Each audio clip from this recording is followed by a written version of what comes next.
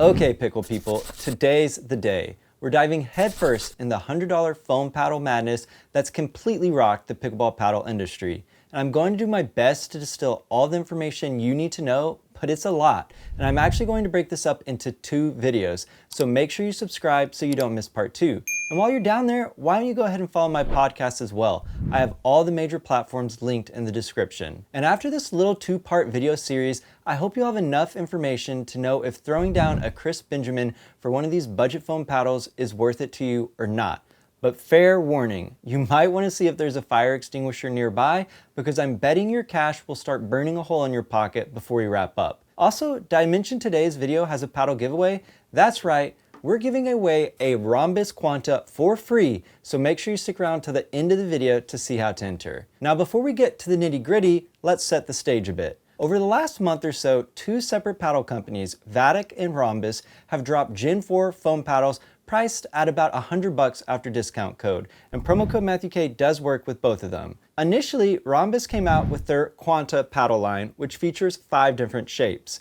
And then Vatic followed soon after with 2 of their own budget foam lines, their V-Sol Power and their V-Sol Pro, both of which also have 5 different shapes. So that's a lot of lines and a lot of paddles. For today though, we're going to focus on my personal favorite, the Quanta. And while the Quanta was pretty much the first budget Gen 4 paddle, a paddle that utilizes a full foam core, this design innovation really kicked off at the start of the year with Carbon's release of the True Foam Genesis. With that paddle, Carbon went all in on foam and designed a full foam core from scratch.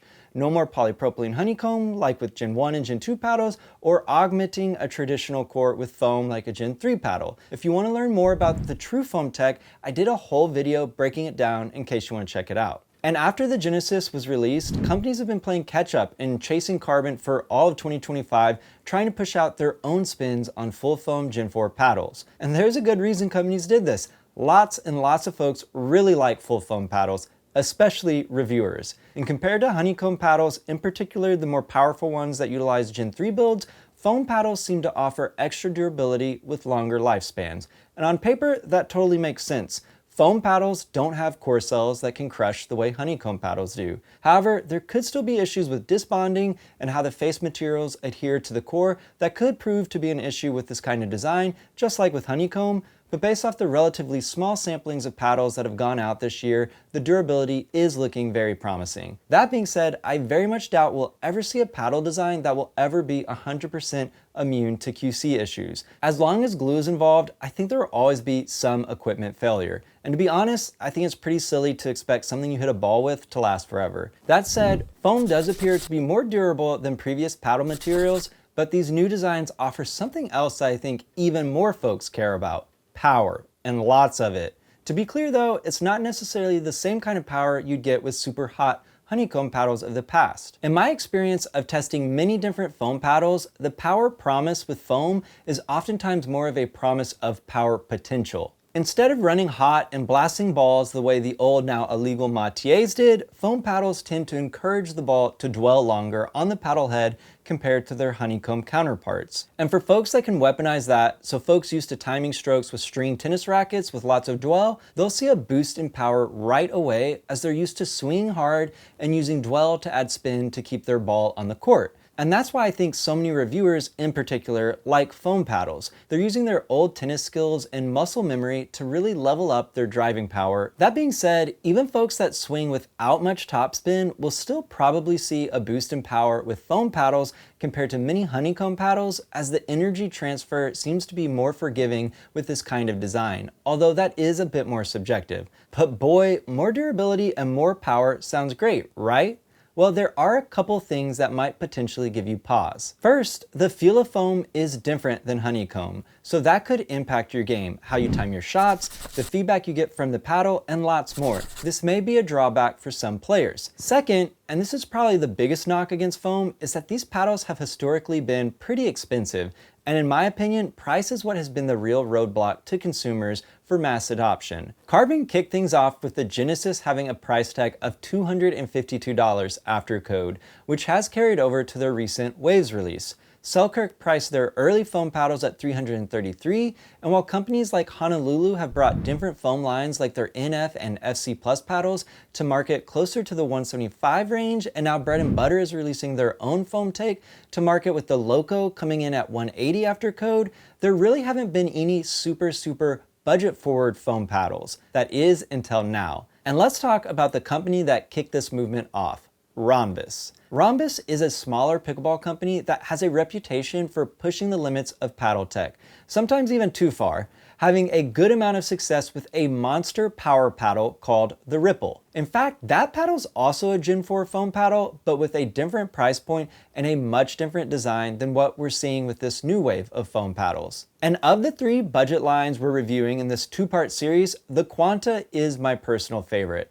The one I have here is the R3.16, which is Ronbus's take on an elongated 16mm paddle. However, the Quanta does come in just about every shape you can imagine, and I'll do an overview before we wrap up, so don't worry. While it's got a typical carbon fiber surface layup, its foam core design is super unique. This image provided by Ronbus should give you an idea of what's going on. Like some of the other full foam paddles released this year, this one's got a multi-density Gen 4 build where EPP, or expanded polypropylene, is horseshoed at the top by softer EVA foam. We've seen something similar with the Honolulu FC Plus line, but this one is made a bit different. While Honolulu's take is a full diving board configuration with EVA walls running down the sides of the paddle head and the EPP center flowing all the way down and into the handle to create an unobstructed diving board, Ronbus has opted for a design that's not quite as easy to classify as full diving board. In this X-ray, you'll see the Quanta's EVA stops short of going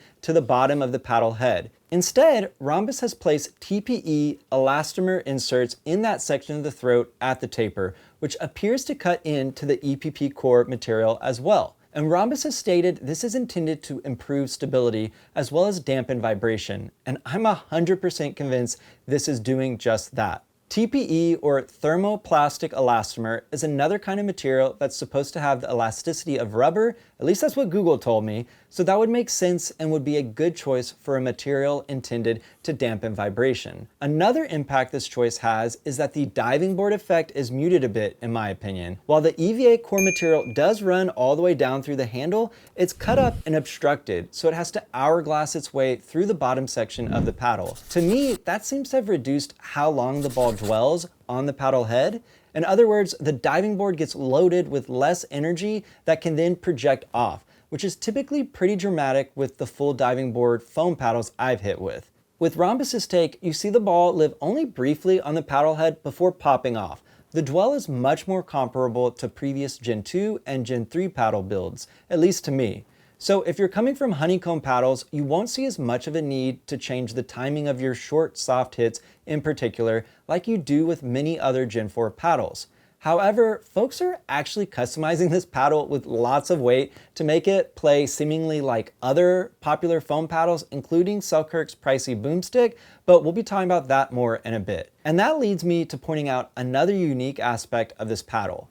While the R3.16 is 16.5 inches long and 7.5 inches wide, so a pretty traditional silhouette for an elongated paddle, it's got a very low swing weight at 112. That's closer to a hybrid paddle, so it's very quick in the hands out of the box. And that target 7.6 to 8 ounce static weight range helps in that department as well. However, the caveat is that it has a relatively low twist weight for an elongated paddle with a target twist weight of 5.64. So on paper, that means this paddle has a somewhat tight sweet spot.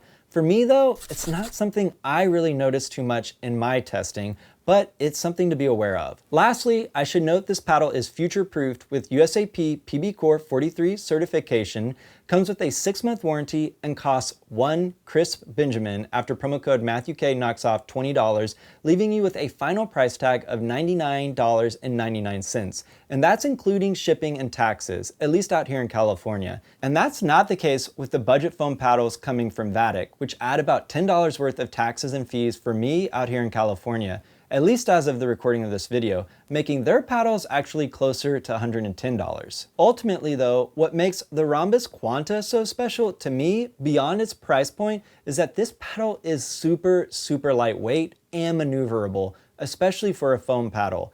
Out of the box, it's perfect for a player like me that leans towards control and only wants to access big power on serves, occasional drives, and then of course overheads and putaways. I'm able to be just as quick at the net as I am with the hybrid while having insane reach, and that's an amazing combo.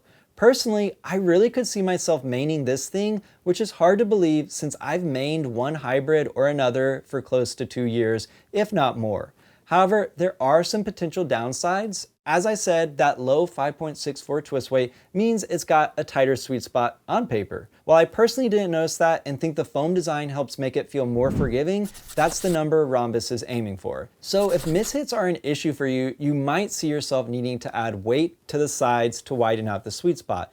Luckily, it's got that crazy low 7.6 to 8 ounce static weight, so you've got room to work with. Additionally, if you're someone that wants to hit hard with every hit and end points early, this paddle has tons of room to weight it up even heavier. And you can target the head if you want to make it super swingy. In fact, I've seen some folks cover the whole thing with tungsten to make what they call a budget boomstick, which they seem super happy with. And at $100 and the cost of a little weight, who wouldn't? That being said, if you want something more powerful out of the box without the need of additional weight and something with a more typical swing weight, I think the Vatics we'll be talking about in the next video are ones you might want to consider as well. But those paddles are not nearly as customizable because both versions of the V-soles do have much heavier static weights. Also, to me, the Ronbuses feel much more like honeycomb paddles in the soft game, at least without weight, than the new Vatics. So if you're coming from honeycomb, the Quantas are a super easy transition as the timing and play off the face is very much like what you're used to. As for the folks that like to weight up paddles, I've seen some super creative setups used with the Quantas. One that stood out to me was someone loading the handle with a ton, and I mean a ton of weight, to create a paddle that's super headlight and stable, but that hits like a freaking hammer because of the power that comes from the foam core. This kind of flexibility and customization isn't really possible with any other foam paddle out right now, since they're all typically much heavier. And even though that's awesome and you might want to slap weight on it as soon as your unit arrives, I highly recommend taking some time to feel your Quanta out stock as well. While I may be in the minority, I personally really enjoy it that way. If you're someone that likes lighter paddles, someone that fatigues easily, someone that's older that needs help with power but doesn't necessarily want to be a banger, or you're like me and just want a paddle that's lightning fast at the net but has some crazy power when you need it, the Quanta is pretty unbeatable. So with all that said, the Quanta has a ton of options and is pretty much a blank canvas,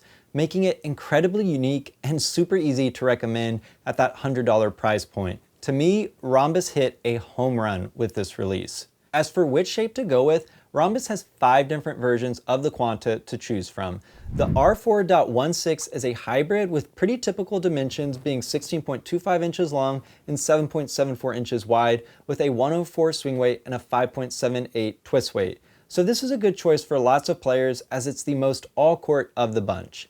Then they have the R5.16, which is pretty unusual. At 16 inches long and 8 inches wide, it falls in the standard shape category, but it features an arrow curve, which is not your typical standard or wide body silhouette. With a 102 swing weight and 6.23 twist weight, it has a tad less power than its hybrid counterpart, but with a more forgiving sweet spot. So great for more defensive players wanting solid control. Same for Ronbus's more traditional standard shape, the R2.16, which has almost the same stats as the R5.16 with a 102 swing weight and 6.34 twist weight. I'd say the R2.16 is a good choice for folks that just want a hair more stability, while the R5.16 might be for folks that want some extra room to choke up on the top of the handle. And then the R1.16 is an elongated paddle with an arrow curve that comes in at 16.5 inches long with a 7.5 inch wide face. It's got a 108 swing weight and a 5.58 twist weight. This one is a little harder to recommend as its more traditional elongated sibling, the R3.16, has more bang with its 112 swing weight with an even more forgiving sweet spot with a 5.64 twist weight. This is the one I tested the most and I've really fallen in love with it. Lastly, they all come in with a static weight at about 7.8 ounces, so each version is highly customizable. And in the end, I think that's what makes these paddles so special. You have every shape option you can imagine that can be customized to play however you want. You can also play with them stock and have a lightweight foam banger as long as you don't have trouble hitting the sweet spot. That being said, if you're someone that doesn't like to customize paddles and want an arguably more forgiving paddle out of the box or one with more dwell, you'll want to check out my next video on the Vatic V Sole lines to see if one of those might be a better fit, so make sure you subscribe. But for me, the Ronbus Quanta is one of my favorite paddles of the year, and I think it's going to have a place in my bag for a long time to come. And that's really all I've got. If you watched until the end, definitely leave a comment and let me know what you think about Ronbus and what they're doing. Do you have one of their paddles? Would you consider getting one? And before we talk about today's giveaway, I wanted to let you know there's another giveaway on the channel for a pair of Soleil's pickleball shoes and my recent review of 6Zero's Ruby Pro paddle. If you haven't checked that video out, you definitely should, and be sure to enter that giveaway because Soleil's pickleball shoes have a super unique design that makes for some really solid pickleball shoes. As for today's raffle, I'm pumped to share that Ronbus is letting me give one of their Quanta paddles away for free. All you need to do is like this video, subscribe to the channel, hit the notification bell, comment which shape you prefer and why, and then fill out the Google form in the description so I have a way to contact you if you win. And that's it. I'll run the raffle in about a month, so be on the lookout for an email. Good luck. Finally, if you found this video helpful, please consider using promo code MatthewK on your next pickleball paddle purchase to help support the channel. I've got a lot of the popular brands listed below, and my master list has even more, and I'll be sure to leave a link to Ronbus's site at the very top. You can also support the channel by purchasing some of the other cool pickleball gear I've been testing out by using the links and codes in the video description below. I also have a link to my favorite pickleball gear you can get on Amazon down there as well, and that's got some really cool hidden gems you wouldn't expect. And then of course, hitting that like button, subscribing to the channel, and slamming that notification bell all go a long way to helping me out as well. Thank you so much for the support. But most importantly, I hope you get to pickle soon, but just don't forget, it's about having fun.